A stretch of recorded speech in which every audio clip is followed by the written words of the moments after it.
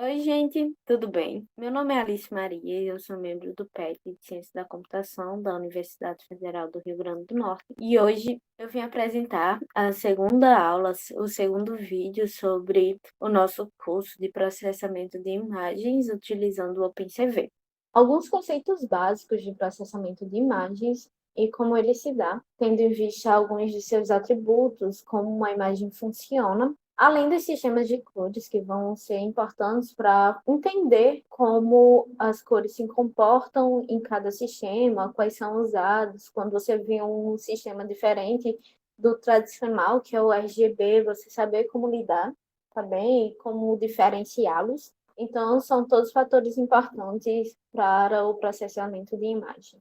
Então, vamos iniciar o nosso curso falando do nosso objeto de foco, que é a imagem, definindo e vendo como ela funciona, além dos seus atributos que vão ser importantes no decorrer do curso. Como especificado no slide, nós podemos definir uma imagem como sendo uma função, onde ela vai possuir duas coordenadas parciais, que é o eixo x e o eixo y, onde em cada para-ordenado, formado por essas duas coordenadas, nós vamos ter a localização de um pixel. Uma imagem, como veremos mais à frente, vai possuir informações dentro desses pixels, dentro dessas unidades trazidas pelos sensores que capturam a imagem, que vão possibilitar que possamos manipular informações e ver além do espectro visível, alterar essas imagens e torná-las mais funcionais para o nosso objeto. Então, podemos também citar a amplitude de F, que vai definir a intensidade ou nível de cinza dessa imagem. Falando um pouco mais sobre o famoso pixel, nós percebemos que cada elemento vai carregar informações que definirão como a imagem vai ser representada ao observador. Sendo assim, o pixel não é um elemento quantitativo, mas sim qualitativo. Ou seja, não é possível determinar a medida de uma imagem deste tipo exclusivamente a partir da quantidade de pixels que ela possui. Sendo assim, medida e quantidade são duas grandezas diferentes e nas telas formadas por pixels podemos utilizar o sistema RGB, que mais adiante vamos detalhar e falar sobre ele, como ele funciona, mas podemos afirmar que cada pixel carrega informações das cores azul, verde e vermelho e a sua intensidade. Cada elemento pixel vai ter uma posição única, né? E vai iniciar no extremo superior esquerdo como o elemento da coordenada 00, onde seu valor, né, sua localização vai depender da quantidade de pixels que uma imagem vai possuir. Aqui nós temos o exemplo de uma imagem binária, onde cada pixel vai ter apenas duas opções denominadas na programação como verdadeiro ou falso, os booleanos. Ou seja, ele pode ser somente preto ou branco. Em seguida, nós vamos ter as escalas de cinza, as imagens em tons de cinza. Essas imagens elas vão ser um pouco mais detalhadas, porque agora nós vamos ter a noção de profundidade devido às variações de cores que podemos alcançar. Então, essas cores vão variar do 0 ao 255. Nessa figura está incorreto, né? Porque o 0 é a ausência de cor, então seria o preto absoluto. E o 255 é o valor mais alto, a luminância mais alta. Desce de uma cor, então seria o branco absoluto. Então, essas cores vão variar do 0 ao 255, que vai ser do preto ao branco, tá? Então, nós temos uma variação de 256 cores que vão possibilitar o maior detalhamento e a noção de profundidade nessas imagens.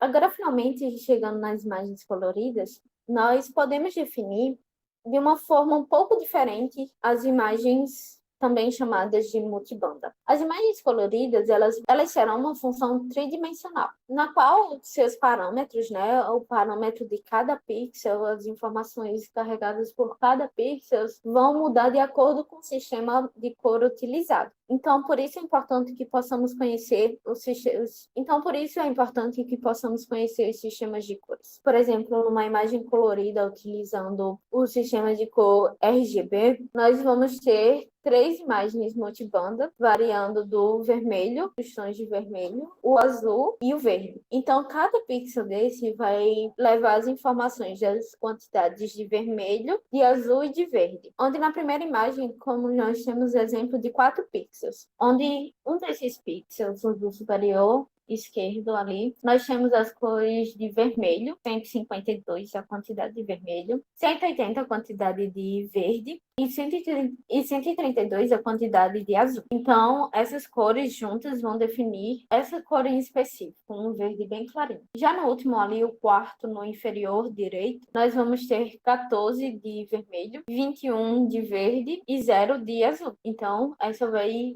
definir uma cor mais, um verde bem mais escuro. Agora vamos falar um pouco sobre o canal alfa, que podemos definir como o quarto elemento de uma imagem no sistema RGB. Ele vai indicar o quão opaca ou transparente uma imagem pode ser, ou parte dessa imagem. Ele é uma característica marcante ou até mesmo um diferencial do formato PNG. Pode ser reconhecido principalmente em filmes e vídeos onde o fundo é de uma cor vibrante, como o verde ou o azul. A mudança de fundo ocorre quando a cor vibrante passa pelo processo de segmentação, que vai ser retirada da imagem e substituída por outro fundo. Nas imagens do formato PNG, nós podemos reconhecer o canal alfa quando o fundo é um quadriculado.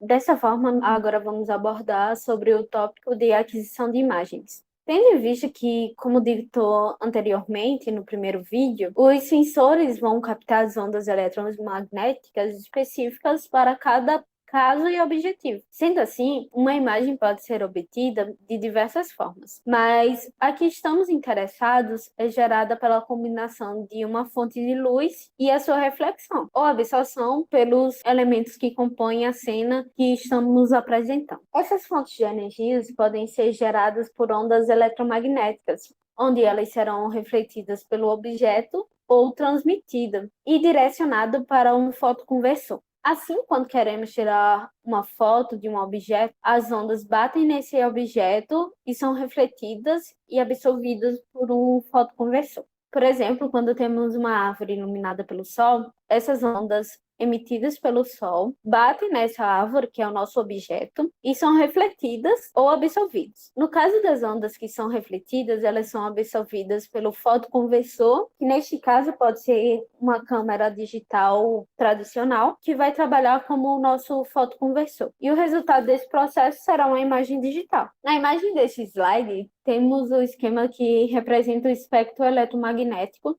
Sendo assim, podemos entender como sensores podem obter diferentes imagens de um mesmo objeto. Sabendo que diferentes fotoconversores captam ondas eletromagnéticas de frequências diferentes, por exemplo, como uma câmera, como dito anteriormente, ela vai captar as ondas eletromagnéticas do espectro visível. São elas que, quando absorvidas pelo olho humano, vão ser interpretadas pelo nosso cérebro como as cores: o vermelho, o azul, o amarelo, assim por diante. Aqui nós temos um exemplo de um fotoconversor que capta as ondas eletromagnéticas chamadas de raio-x, que não são visíveis ao olho humano, mas que penetram os tecidos do corpo, como a pele e os músculos, mas são refletidos pelos ossos. E esses raios refletidos são absorvidos por um fotoconversor. De forma semelhante, ocorre com as microondas. Elas possuem um comprimento de onda que torna possível a penetração em nuvens e vegetações, sendo ideal para radares e mapeamento de relevos. Terminando este tópico sobre imagens e seus atributos, além de aquisição de imagens e seus fotoconversores, nós vamos começar a falar sobre os sistemas de cores. Como já vimos anteriormente, os sistemas de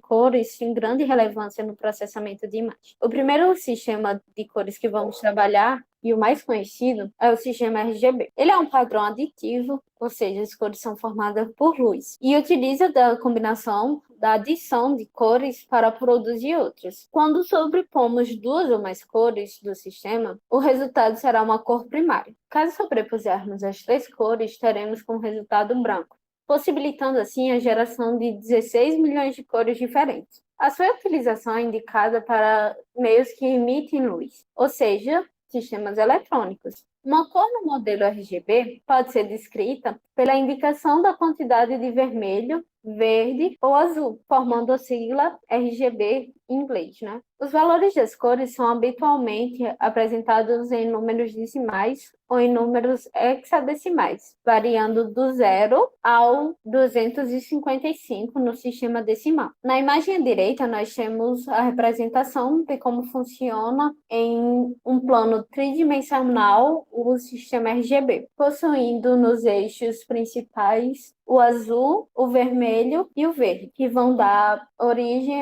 às cores primárias, que são o ciano, o magenta e o amarelo. Aqui nós temos a representação de uma cor que vamos ter como base, que é o Baby Blue Eyes, e ele tem 160 de vermelho, 196 de verde e 255 de azul e forma esta cor, tá? No sistema RGB. Agora nós vamos falar sobre o sistema HSV e HSL. Eles são variações do sistema RGB, uma outra representação. Eles se alinham mais perto da maneira pela qual a visão humana percebe os atributos de criação de cores. A matiz ou tonalidade verifica o tipo de cor, ou seja, as cores do espectro visível, colocadas em um círculo que varia do 0 ao 360, ou de 0 a 100%. A saturação vai definir a pureza de uma cor. Sendo assim, quanto menor o valor de saturação de uma cor, mais cinza ela será. Sendo 100%, o tom mais vibrante e o valor ou brilho vai definir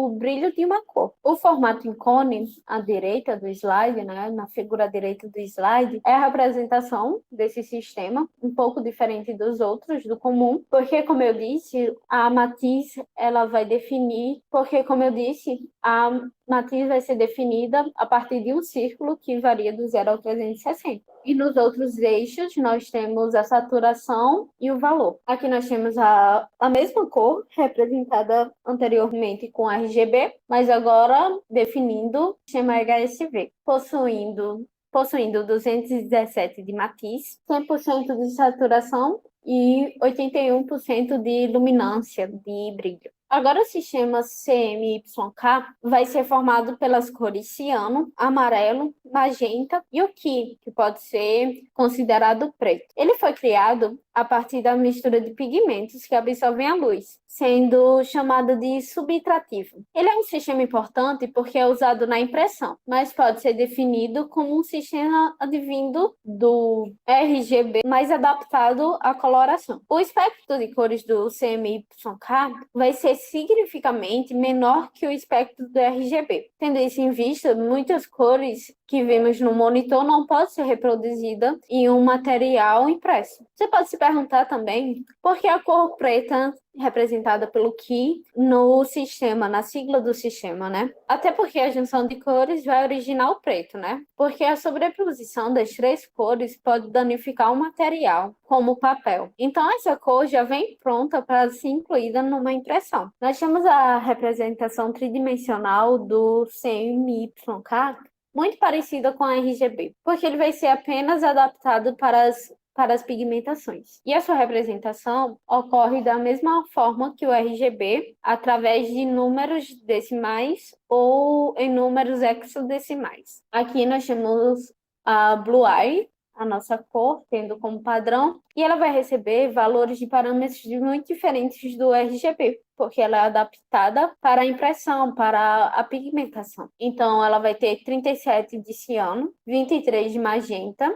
nenhuma cor, nenhuma quantidade de amarelo, e o preto também não está incluído nesta cor. Então, ela é formada apenas pelo magenta e pelo ciano. Pronto, gente, aqui estão as referências bibliográficas. E eu agradeço toda a atenção. Espero que vocês tirem um bom proveito deste curso. Qualquer dúvida, vocês podem informar ou buscar algum petiano, tá? Então, muito obrigada e até mais!